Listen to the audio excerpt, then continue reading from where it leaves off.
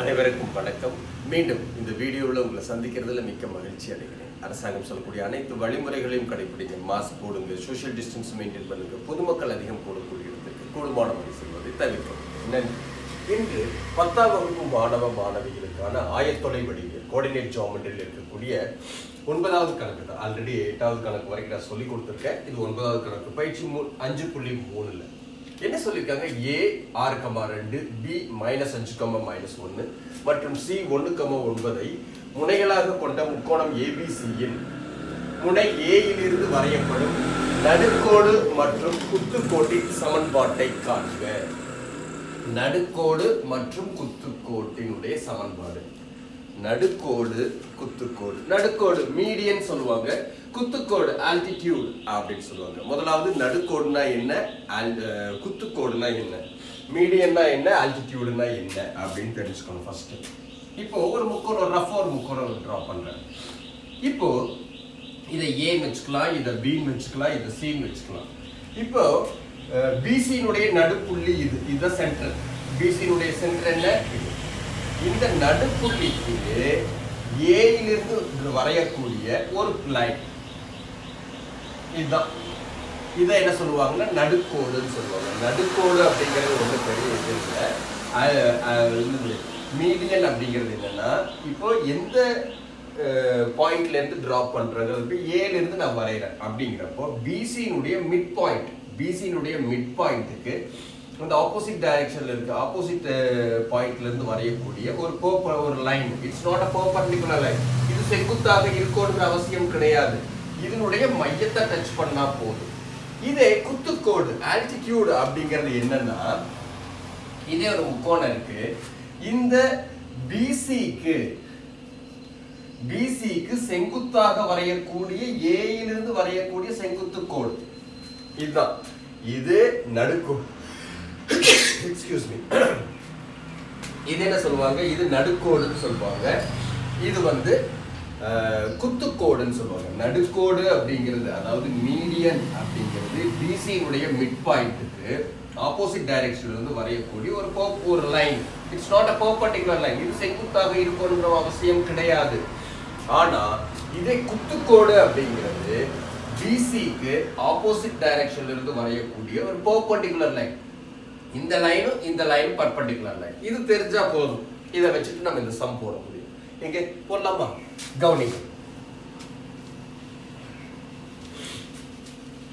அப்பன்னா நடுக்கோடுனா என்ன, குத்துக்கோடுனா என்ன, மீடியன்னா என்ன, ஆல்டிடியூட்னா என்ன. ஆல்ரெடி உங்களுக்கு 2 கோடுகள் 2 புள்ளிகள் கொடுத்தா கோட்டினுடைய சமன்பாடு கண்டுபிடிக்கிறது. இப்போ 2 பாயிண்ட் ஃபார்முலா, ஒரு ஸ்லோப்பு, ஒரு y இன்டர்செப்ட் கொடுத்தா ஈக்குவேஷன் ஆஃப் ஸ்ட்ரைட் லைன், இது மாதிரி ஃபார்முலாஸ் எல்லாம் உங்களுக்கு நல்லா தெரியும். இப்போ அதை நம்ம ரீகால் பண்ணல. இப்போ நம்ம வந்து டைரக்டா நம்ம சம்முக்கு போகலாம்.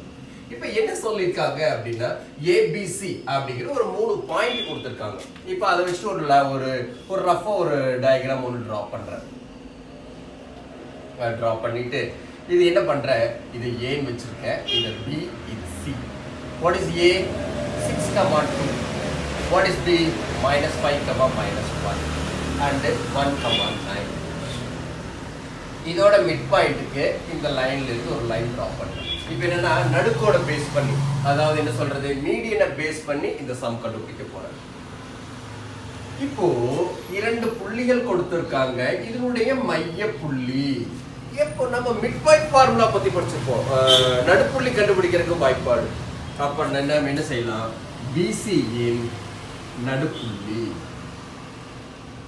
பிசி நடுப்புள்ளிக்கு ஃபார்முலா என்ன? x1 + x2 / 2, y1 + y2 / 2. அது உங்களுக்கு தெரியும் இல்லையா? நம்ம யோசிச்சு பாருங்க. ஃபர்ஸ்ட் எக்ஸசைஸ்ல படிச்சோம் நாம. இப்போ b தான ஃபர்ஸ்ட் இருக்கு. b ஓட உறுப்பு என்ன? -5, -1, 1,9. இப்போ என்ன சொல்லலாம்? x1 y1, x2 y2. அப்படியே ஃபார்முலா சப்ஸ்டிட் பண்ணுங்க. What is x1 here? -5, அப்புறம் +1 / 2, what is y1? -1 + 9 / 2. You get -4 / 2, 8 / 2. இது ரெண்டு ஈஸியா கட் பண்ணுமா? அப்ப என்ன கிடைக்கும்? -2, 4. இப்போ இதை நம்ம d ன்னு வெச்சுக்கிட்டோம்னா என்னது -2,4. இப்போ பாருங்க அவங்க கேட்டது இந்த AD னுடைய ஈக்குவேஷன், AD னுடைய இந்த லைனோட ஈக்குவேஷன் கேட்டிருக்காங்க. இந்த AD னுடைய கோட்டினுடைய சமன்பாடு கேட்டிருக்காங்க. இப்போ 6,2ங்கற பாயிண்ட் தெரிஞ்சிருச்சு. D யோட பாயிண்ட் நம்ம கண்டுபிடிச்சாச்சு. D யோட பாயிண்ட் கண்டுபிடிச்சு. அப்ப ரெண்டு புள்ளிகள் கொடுத்து கோட்டினுடைய சமன்பாடு கண்டுபிடிக்கிறது ரொம்ப சுலபம் இல்லையா? இப்போ பார்க்கலாம் என்ன செய்யலாம். A வோட பாயிண்ட் என்ன 6,2. A வோட பாயிண்ட் 6,2, D வோட பாயிண்ட் -2,4. இப்போ ரெண்டு புள்ளிகள் கொடுத்தா கோட்டினுடைய சமன்பாடு கண்டுபிடிக்கிறதுக்கு வாய்ப்பாடு என்ன? y minus y1 divided by y2 minus y1 equal to x minus x1 divided by x2 minus x1. Okay, இது நம்ம என்ன வெச்சுக்கலாம்? 6,2 அடுத்தது -2,4. என்னது x1 y1 x2 y2. அப்படியே ஃபார்முலா சப்ஸ்டிட்யூட் பண்ணுவோம். y minus what is y1 here? y1 2 divided by what is y2 equal to what is x? X minus what is x1? 6 divided by x2 -2 -6. அப்பனா y minus 2 divided by 2 equal to x minus 6 divided by -8. -8. இப்போ என்ன செய்றேன்? இந்த 2 அங்க போச்சுனா multiple ஆகுமா? y minus 2 equal to 2 into x minus 6. இப்போ என்ன பண்றோம்? இங்க -8 இருக்கனால 2 டேபிளால அடிச்சிட்டேன். 2 டேபிளால அடிச்சகாட்டி எனக்கு 4 கிடைச்சது. இங்க -4 இங்க என்ன பண்ணிட்டு இருக்கு? டிவைட் பண்ணிட்டு இருக்கு, வகுத்துட்டு இருக்கு. வகுத்தல் இங்க வந்து என்ன ஆயிரும்? பெருக்கலாம் மாறிடும். -4 into y minus 2 equal to x minus 6. Okay, -4y plus 4 2s are 8 equal to x minus 6. இப்போ x பாசிட்டிவா இருக்குனா எல்லாமே அந்த சைடு கூட்டிட்டு போயிடலாம். 0 equal to x plus 4y minus 6 minus 8. அப்பனா x plus 4y minus 14 equal to 0. புரிஞ்சுதா உங்களுக்கு? ஒன்னும் ஒரு பெரிய விஷயம் இல்ல, இவ்வளவுதான் கான்செப்ட். என்ன சொல்லிருக்காங்க அப்படின்னா ABC அப்படின்னு போட்டுருக்காங்க. ABC கொடுத்துட்டு அதனுடைய நடுக்கோட்டு உண்டான இந்த கோட்டினுடைய சமன்பாடு அப்படின்னா நடுக்கோடு மீடியன் அப்படின்னா என்னன்னு தெரியணும். மீடியன் அப்படின்னா என்னன்னு முதல்ல தெரிஞ்சுக்கணும். அதுக்கு உண்டான மீடியன்னா என்னன்னு தெரிஞ்சுக்கிட்டோம். இப்போ நடுக்கோடு அப்படின்னா இதோட மிட் பாயிண்ட் கண்டுபிடிக்கிறதுக்கு உண்டான ஃபார்முலா யூஸ் பண்ணேன். அதை பயன்படுத்தி இதோட பாயிண்ட் கண்டுபிடிச்சேன். இப்போ 2 பாயிண்ட் ஃபார்முலா யூஸ் பண்ணி இதை கண்டுபிடிச்சேன். அடுத்தது இன்னொன்று கேட்டிருக்காங்க. புரிஞ்சுதா உங்களுக்கு? அதாவது நடுக்கோடு அப்படின்னா என்னன்னு தெரிஞ்சுட்டீங்க. இந்த மீடியன், இந்த இரண்டு புள்ளிகளினுடைய மிட் பாயிண்ட், சென்டர் பாயிண்ட் தான் கண்டுபிடிச்சோம். Centre point mid point formula use பண்ணோம். மிட் பாயிண்ட் ஃபார்முலாக்கு உண்டான விஷயங்களை நம்ம கண்டுபிடிச்சிட்டோம். என்னது? x1 plus x2 divided by 2, y1 plus y2 divided by 2. அது யூஸ் பண்ணோம். -2,4. அப்ப ஏங்கிற பாயிண்ட் bங்கிற பாயிண்ட் தெரிஞ்சிருச்சு. இப்போ இரண்டு புள்ளிகள் தெரிஞ்சிச்சா கோட்டினுடைய சமன்பாடு கண்டுபிடிக்கிறதுக்கு y minus y1 divided by y2 minus y1 equal to x minus x1 divided by x2 minus x1 அப்படிங்கிற ஃபார்முலா இருக்கு. அது பழைய ஃபார்முலாவை யூஸ் பண்ணோம், நம்ம கண்டுபிடிச்சிட்டோம். அடுத்தது என்ன சொல்லியிருக்காங்கன்னா குத்துக்கோடு அப்படின்னு ஒன்று கொடுத்துருக்காங்க. குத்துக்கோடுனா என்ன அப்படின்னு நான் சொல்லி கொடுத்துருந்தேன். இப்போ இதே படத்தை நான் வந்து இன்னொரு முறை நான் ட்ரா பண்ணிக்கிறேன். ஏன் அப்படின்னா குத்துக்கோடு. இப்போ குத்துக்கோடு அப்படிங்கிறது என்ன? இப்போ அவங்க கொடுத்துருக்கிற கண்டிஷன் ஏல இருந்து வரையணுமா? ஏல இருந்து டிரா பண்ணக்கூடிய ஒரு ஆல்டிடியூட். எப்படி ஆல்டிடியூட் வரையிறது? பிசியினுடைய பெர்பெண்டிகுலரா ஒரு லைன் டிரா பண்ணணும். எப்படி பெர்பெண்டிகுலர் லைன் டிரா பண்றது? இப்போ இத பேஸா வச்சுக்கிட்டு இப்போ A ல இருந்து ஒரு பெர்பெண்டிகுலர் லைன் டிரா பண்ணீங்கன்னா இது 90 டிகிரி இருக்கும். அதுதான் ஆல்டிடியூட் அப்படின்னு சொல்லுவாங்க. மிட் பாயிண்ட் வேற, ஆல்டிடியூட் வேற. ஓகே, மீடியன் வேற, ஆல்டிடியூட் வேற. இப்போ பிசியினுடைய செங்குத்து இதனுடைய ஃபார்முலாவை கண்டுபிடிக்கணும். ஆனா நமக்கு தெரிஞ்சது என்ன? A ஓட பாயிண்ட் 6,2, B ஓட பாயிண்ட் -5,-1, C ஓட பாயிண்ட் என்ன? 1,9. இப்படி கொடுத்திருக்காங்க. இப்போ என்ன பண்ணலாம்? BC னுடைய ஸ்லோப் கண்டுபிடிப்போம். இப்போ ரெண்டு கோடுகளும் ஒன்றுக்கொன்று செங்குத்து, இரண்டு கோடுகளும் ஒன்றுக்கொன்று செங்குத்து அப்படின்னா இரண்டு கோடுகளினுடைய சாய்வையும் நம்ம பெருக்கணும், இரண்டு புள்ளிகளினுடைய இரண்டு கோட்டினுடைய சாய்வையும் நம்ம கண்டுபிடிச்சு ரெண்டையும் பெருக்கணும் அப்படின்னா நமக்கு -1 ரிசல்ட் வரும். அதான கான்செப்ட். இரண்டு கோடுகளினுடைய சாய்வையும் கண்டுபிடிச்சு ரெண்டையும் பெருக்கணும் அப்படின்னா -1 கிடைச்சுன்னா இரண்டு கோடுகளும் ஒன்றுக்கொன்று செங்குத்துன்னு சொல்லுவோம். இரண்டு கோடுகளும் ஒன்றுக்கொன்று இணை அப்படின்னா ரெண்டு ஸ்லோப் ஈக்குவலா இருக்கும். 2 points are parallel to each other means 2 slopes are equal to each other. If 2 slopes are perpendicular to each other means you multiply slope number 1 and slope number 2, you get -1. அப்போ m1 into m2 equal to -1 ன்னு உங்களுக்கு கிடைக்கும். இப்போ என்ன பண்ற, BC னுடைய சாய்வு கண்டுபிடிக்க. Already நம்ம BC னுடைய சாய்வு கண்டுபிடிச்சு வச்சிருக்கோம். சரி, மிட் பாயிண்ட்ல கண்டுபிடிச்சோம். BC னுடைய சாய்வு, BC இன் சாய்வு. இப்போ இரண்டு புள்ளிகள் கொடுத்தா கோட்டினுடைய சாய்வு கண்டுபிடிக்கிறதுக்கு என்ன formula? y2 minus y1 divided by x2 minus x1. BC in சாய்வு equal to y2 minus y1 equal to x2 minus x1. இப்போ பாருங்க, b தான ஃபர்ஸ்ட் இருக்கு, -5, -1, 1, 9, this one x1 y1 x2 y2. அப்படியே ஃபார்முலா சப்ஸ்டிட்யூட் பண்ணுங்க. what is y2 here? 1 9 minus what is y1? -1 divided by what is x2?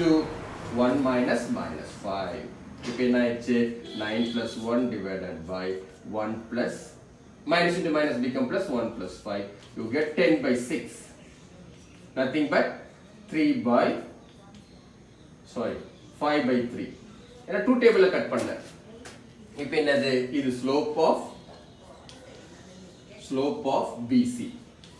BC னுடைய சாய்வு. இத நான் இந்த இடத்துல நம்ம D ன்னு வெச்சுக்கிறேன்.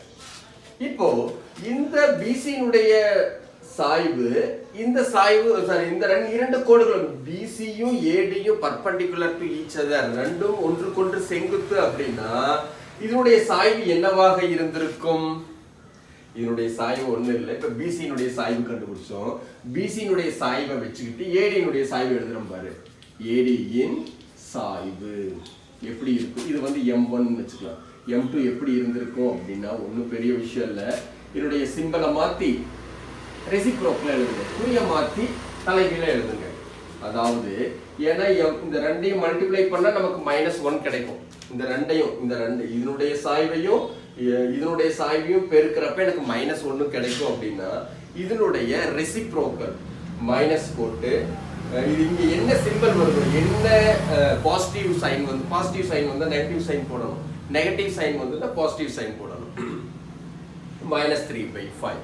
அதாவது சிம்பிளா என்ன சொல்லுவாங்க அப்படின்னா குத்துக்கோடு அப்படிங்க, ஆல்டிடியூட் அப்படின்னு கேட்டா புரிய மாத்தி குப்புறக்கோடு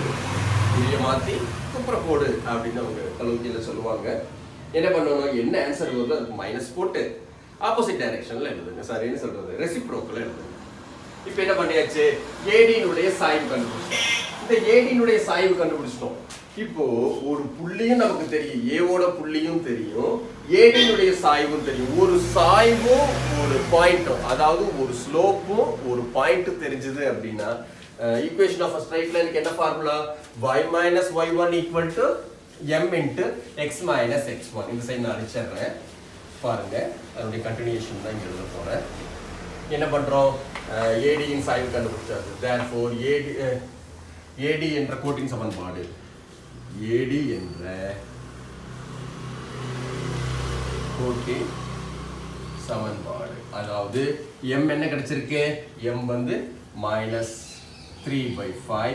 பாயிண்ட் என்ன, ஏவோட பாயிண்ட் என்ன 6,2. இப்படி கொடுத்தாங்கன்னா ஃபார்முலா என்ன, y minus y1 equal to m into x minus x1. y minus y1 equal to m into x minus x1. இப்போ வந்து இது x1 y1 தான், அப்படியே ஃபார்முலா சப்ஸ்டிட்யூட் பண்ணுங்க. y minus what is y1 here, y12 equal to what is m, -3/5. -3/5 x minus what is x1, x1 is 6. இந்த 5 இங்க என்ன பண்ணிட்டு இருக்கு, டிவைட் பண்ணிட்டு இருக்கு, வகுத்தல் இருக்கு. வகுத்தல் இங்க வந்தங்காட்டி என்னவா மாச்சு, பெருக்கலா மாறிடுச்சு. y minus 2 equal to -3 into x minus 6. 5y minus 5 2s are 10, 3x plus minus into minus become plus r more power. இப்போ நான் தான் சொல்லியிருக்கேன் x என்னைக்குமே பாசிட்டிவா இருக்கணும், அதனால இது எல்லாத்தையும் தூக்கி இங்க கொண்டு வந்துடலாம். அப்படி பார்த்ததுனால 3x plus 5y minus 10 minus 18 equal to 0. Therefore the answer is, என்ன ஆன்சர் கிடைக்கும் உங்களுக்கு? இந்த இடத்துல அடிச்சுட்டு ஆன்சர் எழுதுறேன். அப்படி பார்த்ததுனால 3x plus 5y என்னாச்சு minus 28 equal to 0. இதுதான் அப்பனா நல்லா கவனிங்க. இந்த இடத்துல மட்டும் தான் கொஞ்சம் ஒரு சின்ன சேஞ்ச் பண்றேன். என்ன சொல்றேன்? ஆல்டிடியூடுனா என்ன அப்படிங்கிறது பேசிக்கா தெரியும். என்ன பண்றோம்? பிசிக்கு ஆல்டிடியூட் டிரா பண்றேன் அப்படின்னா பிசிக்கு ஒரு செங்குத்தான ஒரு கோடு வரையணும். எப்படி வரையணும்? அது ஏல இருந்து வரையணும். அது என்ன சென்டர் பாயிண்ட் தான் டச் ஆகணும் அப்படிங்கிற அவசியம் இல்லை. அதுக்கு ஒரு பெர்பெண்டிகுலர் லைன் டிரா பண்ணணும். அப்படின்னா இதனுடைய சாய்வும் எப்படி இருக்கும்? ரெண்டையும் மல்டிப்ளை பண்ணா நமக்கு -1 கிடைக்கும். அந்த கான்செப்ட் தெரிஞ்சா போதும். இப்போ என்ன பண்ற? பிசியினுடைய சாய்வு கண்டுபிடிச்சு வச்சுட்டு அந்த ஆன்சர் கிடைக்கும். அப்ப இப்ப பிசியினுடைய சாய்வு இந்த கோட்டுக்கு செங்குத்துன்னு சொல்லியிருக்காங்களா? அப்படின்னா இதனுடைய சாய்வு என்னவாக இருந்திருக்கும்? இதே ஆன்சர் தான் கிடைச்சிருக்கும். ஆனா என்ன சிம்பிள் வருதோ அதனுடைய நெகட்டிவ் மைனஸ், இங்க பிளஸ் வந்திருக்கு ரெண்டுமே, அதனால மைனஸ் போட்டுட்டு ரெசிப்ரோக்கல் எழுதியிருக்கேன். இப்ப பிசியினுடைய சாய்வு, இதை ஏடியினுடைய சாய்வு வேணும்னா குறிய மாத்தி குப்புற போடுங்க, தலைகீழ எழுதினால் போதுமானது. அவ்வளவுதான். அப்புறம் என்ன பண்ணாச்சு? ஒரு ஸ்லோப்பும் தெரிஞ்சிருச்சு, ஒரு பாயிண்ட்டும் தெரியும். அந்த கோட்டினுடைய சமன்பாடு ஒரு முறைக்கு 2 முறை இந்த வீடியோவை பாருங்க. நிச்சயமா இந்த வீடியோ உங்களுக்கு பிடிச்சிருக்கு நான் நம்புறேன். பிடிச்சிருந்துச்சு அப்படின்னா லைக் பண்ணுங்க, ஷேர் பண்ணுங்க, சப்ஸ்கிரைப் பண்ணுங்க. மறக்காம அந்த பெல் ஐகானை டச் பண்ணீங்க அப்படின்னா நான் போடக்கூடிய ஃபர்தரான வீடியோஸ் எல்லாம் உங்களுடைய நோட்டிபிகேஷனுக்கு வரும். நன்றி.